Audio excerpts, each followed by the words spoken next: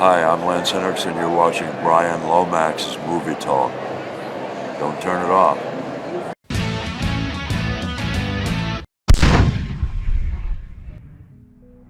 Hello there, welcome to Bryan Lomax Movie Talk. This is a patron requested review of sorts. My patron Jaime Honeycutt wanted me to review The Omen as part of his kind of request, the movie request he gets. And I kind of thought, you know what? I saw all of the Omen films fairly recently, so I think I'll go one better and I will rank the entire franchise, throwing my review of The Omen in there along with it. So yeah, Jamie, this one's for you. This is a ranking of the entire Omen franchise. I'm sorry if you don't want to know my opinion of the rest of the films, but I assure you my review of the original film will be coming in this video. So let's begin. At number 5, because yes, there are 5 films in this franchise, 4 originals and 1 remake, but at number 5 we get Omen IV, The Awakening. This is a made-for-TV movie, which quite frankly is next to unwatchable. It's directed by Jorge Montesi and Dominique Othenin-Girard, which fans of Halloween will know his name from Halloween 5. Basically, he's the guy who cocked up the franchise with Halloween 5. You know, that whole Thorn trilogy in which it was going so well with part 4, and then yeah, this dude completely trashed it. Not a great director, clearly, and the producers of this film didn't think so either, because they replaced him partway through the shoot. Apparently he was acting like Orson Welles, taking 200 years to get the perfect shot, not realising that he doesn't quite have the skill of someone like Orson Welles. So yeah, the producers pushed him out and brought in Jorge, who, I don't know, salvages it. I don't know what to say there, really, because this film is a turd. So they've replaced Edward D. Wood Jr. for Uwe Boll. The biggest problem with this film, besides the awful writing, awful direction and awful performances, save 1 or 2, is the fact that the theology behind it is really messed up, and we'll get into it a bit somewhat with the when we start discussing the original films. They used a Judeo-Christian faith kind of system to build the mythology of the films upon. Okay, so it accepted those religions as truth. Now, it doesn't matter whether you, the viewer, do or not, but the films existed within a framework of the God we learn about in the Bible, Old Testament and New Testament. So starting this story up again as a sequel, mind, not a reboot in the sense of ignoring the original films, but taking place within, you know, the framework of those original films. It instead kind of ditches the Judeo-Christian stuff and starts going down some weird spiritualist nonsense line. That stuff doesn't bother me per se. You know, we've recently had it to some degree with Hereditary. You know, there's still Judeo-Christian stuff in there, but they acknowledge the existence of different spiritual forces throughout that film. Whereas in the original films, no, it was Judeo-Christian, that's that. You know, Jesus Christ and versus the devil, basically. Here, to kind of then bring all this spiritualist stuff in as if it's on equal footing, equal playing field with Jesus, with all that stuff, it basically, you're twisting all your faiths into one kind of amalgamated thing, which doesn't work. You know, for anyone who follows a particular faith would tell you, yeah, that doesn't work. You can't have both on an equal footing, and yeah. Anyway, the whole film falls apart because of that. It's a mess. It's bad writing. It's basically written by people who don't really understand faith. It's just kind of something they're using as a way to springboard into a story, and it's a story that has absolutely no excitement, save for a few minor kind of interesting kills that are in it. At number 4, we get The Omen Part 3, The Final Conflict, starring Sam Neill as the adult version of Damien. Yes, Damien's now grown up, ready to take his place as the devil's son. So not quite the devil, but the devil's son. Basically, the devil wants to do what God did with Jesus. His version. So here's the thing. This film, from a theological basis, by the time we get to the end, is actually fairly sound. It only feels like that way once you get to the end of the film, because throughout most of it you're thinking, oh yeah, that, for anyone who studies the Bible, that really doesn't work. But once we get to the end, we realise that actually the devil's plan, Damien's plan, they're coming at it from a place where they don't understand God's word. In that respect, they know it. They can quote it, this, that, and the other, but because of who they are, they can't see the righteousness of it. So they don't understand God's plan in that respect, and because of that, they come a cropper. And then we end the film with Jesus' triumphant return, as it describes in the Bible. And then that's it, which is really bizarre to see in a Hollywood movie. That stuff I kind of like, but the film just doesn't do it very well. The execution is pretty poor, it must be said. And Sam Neill's performance, I must say, is embarrassingly bad, really terrible. Some of the dialogue they give him as well, to be fair to him, he doesn't get much to work with. There's one particular scene where he's kind of talking to a statue of Jesus Christ, kind of trying to mock him and stuff, and it's just the most heavy, clunky dialogue I've ever heard in my life, and I genuinely feel sorry for Sam Neill as he tries to grapple with this dialogue and tries to get to grips with it and make it sound less embarrassing, but he can't quite manage it. There's another scene with him as well when he's rallying the troops, his troops, and again it's like it reminds me of the scene in the third Pirates of the Caribbean film where Keira Knightley tries to do her Braveheart speech, but it's just like a plank of wood talking to some more trees. There's no life there. It's just it's cringy at best. There is some pretty chilling moments in it, particularly when all these firstborn sons are being kind of killed, taken out, which from an idea point of view, it's pretty creepy. Particularly one scene involving an iron, but beyond that, it can't quite live up to the original or any of the other films that are left on this list. To be honest, embarrassing, I would say. Not good. So number 3 is Omen II, Damien. This film takes place a few years after the original movie. So Damien is now a teenager. He's gone to like a military kind of academy type school. As far as sequels go, as far as direct sequels go, it's not bad. It has some of the flavour of the original, although I feel it suffers somewhat by its desire, I guess, to become something more of a slasher type film. It goes for the kills. It throws in loads of these inventive kills, or tries to be like really inventive, and you kind of feel like there isn't enough story to go along with that.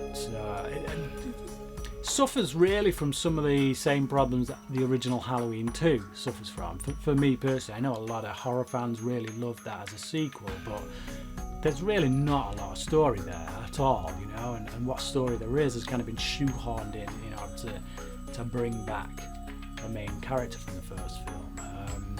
And I feel something similar is happening here. They've not quite got enough story to build on it, but that's why they kind of throw in all these kills and stuff. It becomes a bit repetitive, People get close to the truth, they get off. someone else gets a little bit closer to the truth, they get offed. And it's just, yeah, okay. I do like the main plot line regarding the politics of it. You know, if the devil did come to Earth in the form of a man, you know, his son, as the case may be, yeah, you kind of get that vibe that he would find a place in politics or start moving towards politics. You know, you see that the riches that Damien has kind of inherited and where it's steering him, you know, leading this kind of multinational corporation. And yeah, so I like all that kind of stuff, getting into the ins and outs of that feels like, yeah, that would ring true, I think, you know, if he came in that form. But yeah, it's not a classic. It's probably a 3-star film at best. There's some interesting stuff in there, as I've said, but again, yeah, it's certainly better than the third one, and definitely better than the fourth one. But I don't think it's I don't think it's a film you need to rush to if you've seen the original. You know, if you liked the original, if you liked where that left off, then you don't necessarily need to rush out and see the rest of this franchise. For anyone paying attention, there is only 2 films left, and they are basically the original and the remake, which is why I'm going to talk about the 2 of them together, because they're essentially the same film. But which one do I like better? Well, the original, of course. You know, a lot of people do give the remake some flack. I think for the most part it's not quite as deserving of that flack. I think it does some things pretty well. It is essentially a straight up, you know, almost scene for scene remake. There's a few scenes added in there, a few of these visions that the wife character has. So, you know, anyone not familiar with the story, this family has a child, and basically, yeah, someone comes to them telling them, look, this is the devil incarnate. You need to get rid of this child right now. So, yeah, at first, you know, the father is like, no, you're a wacko, get lost. But then weird stuff starts happening. People start dying in bizarre ways. And then eventually the father starts to come to believe in what this guy was saying. I think the atmosphere that is created in the original is better, and just by virtue as well that it came first. You know, I think it's obviously a lot easier to take, especially if you're going to do a straight up remake, scene for scene remake. It's a lot easier to take something that's already been done and go, all right, let's redo that. So in that regard, the fact that the remake doesn't bring much new to it is what kind of brings it down a peg. I will say, however, I do like the performances of the 2 leads in the remake a lot more than I did the original. So Gregory Peck and Lee Remick play the couple, the Thorne couple, who have this son Damien in the original. And why I'm not, you know, I don't think they're terrible in this.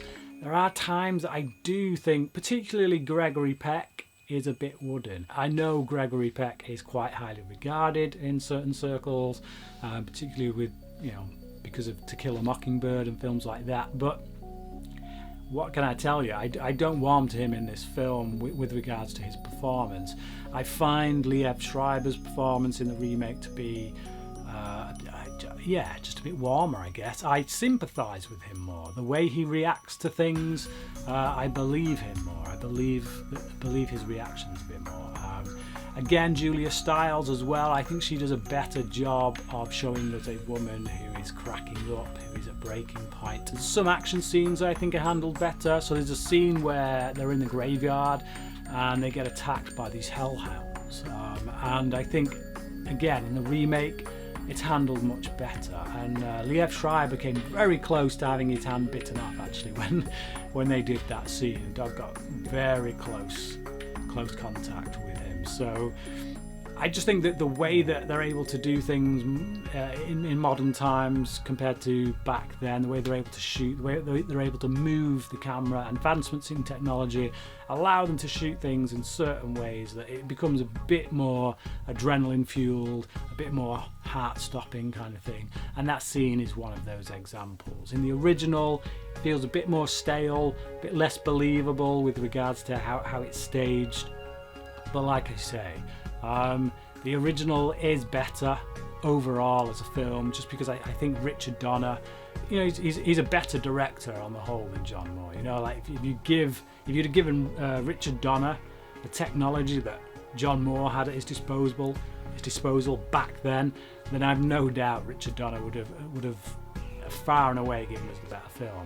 I just think, like I say, John Moore gets the edge in some parts purely by virtue of the technology that is at his disposal. The original film then from 1976 is obviously my favourite of the franchise, and I think most of that is down to Richard Donner's direction. I think this guy is a considerably underrated director. Some of the classics he's produced, Lethal Weapon, the first two Lethal Weapons in fact I would say are pretty classic, Superman, and two, depending on which cut you're looking at. The Omen, there's a few others on his CV that are escaping my memory at the moment. But yeah, this guy's done some really excellent work. I think he knows how to build atmosphere. He just like some of the location shooting that we go on here, he gets a lot from it. It feels very gothic. And builds a sense of dread. It doesn't feel very clean or crisp, which is one of the things I would say lets John Moore down a bit sometimes. He's so stuck on his visuals, getting these nice, clean, crisp visuals that actually you kind of think maybe not the way to go for a film like this. So yeah, this has more of a kind of don't look now vibe about it, the way things look.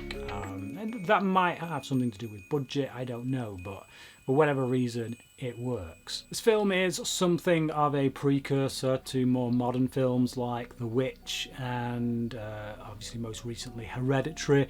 Not to give away anything about those films if you've not seen them yet. If you haven't and you want to, maybe switch off now. But yeah, the downbeat ending. So here, you know, again, if you've not seen this film and you want to, probably not a good idea to watch a ranking video. But yeah, having Gregory Peck's character basically lose at the end and having the devil win is something that, yeah, we've seen in the likes of Rosemary's Baby before this, and you know, the aforementioned The Witch and Hereditary. It's the kind of ending I don't like, to be honest, and it does knock this film down a bit for me.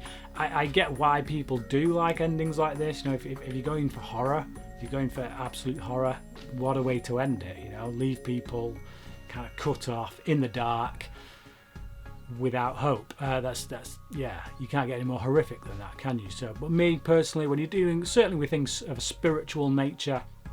I come from a place of faith, so for me there is hope, and I'd like to see that in the movies. I'm a sucker for a happy ending, and for me, yeah, there's truth in that. The kid in this as well is pretty creepy. I would say I prefer the kid in this one to the one in the remake. It's very marginal. They're very similar, to be honest. They've gone for a very similar look in the remake to the one in the original film. But yeah, I think I prefer the kid that's in this one with regard to his performance. Someone else I slightly prefer in this as well over the remake is David Warner as the reporter. Now David Thewlis played him in the remake, and I like David Thewlis. I've seen him in a lot of stuff, and I always like him, and I do like him in the remake as well. He seems like logical casting to me for that role. I've always found David Warner to have a certain gravitas about him, and this might just be from my childhood years of watching Batman the animated series and hearing his tones ringing out from the character of Ra's al Ghul, or Ra's al Ghul as he was called back then. But yeah, always liked the guy, always found him to have a certain level of gravitas, which he brings here. Very good in this role. Some crazy kills as well for you gore hounds out there. You know, the famous one, obviously the most famous one I'd say, is the one with the pane of glass that cuts David Warner basically cuts his neck off. It's a pretty good kill. I like the build up to it.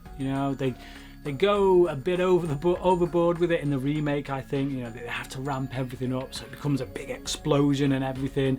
Whereas here, it's simple, to the point. Slices him, boom, he's done.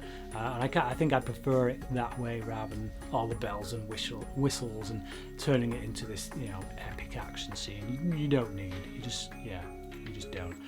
Again, as well, the one with the priest where the spike comes down from the church spire and just straight through him. Love it. The Omen is a classic horror film, and I think you can take it on its own. You don't need the sequels. You can take it on its own, but you're left in a certain place, as I say, by the end of the film. If you don't like that place, then I would recommend you watch the 2 sequels that came out after it. Ignore the 4th one. Let's just stick to those 2 sequels. Like I say, they're not great films. The second one's alright. The 3rd one's terrible. But it is the 3rd one that, if like me, if you have a Christian faith, then you may get something out of it, seeing how it all wraps up, how all this ties into it, and basically just the fact that God wins. But yeah, there you go. I would give The Omen a 4 out of 5. I strongly urge anyone to watch it if they like horror movies in general. There's particularly a certain kind of horror movie. You look at films like The Conjuring and that, they all owe a debt to films like this and The Exorcist and Rosemary's Baby. I think I definitely prefer this over Rosemary's Baby. I'll say that much. And I know a lot of people really rave about The Exorcist, but I've kind of always been more of an Omen man myself. I don't know. Maybe The Exorcist is just a little bit too close to the bone, a bit too raw for me.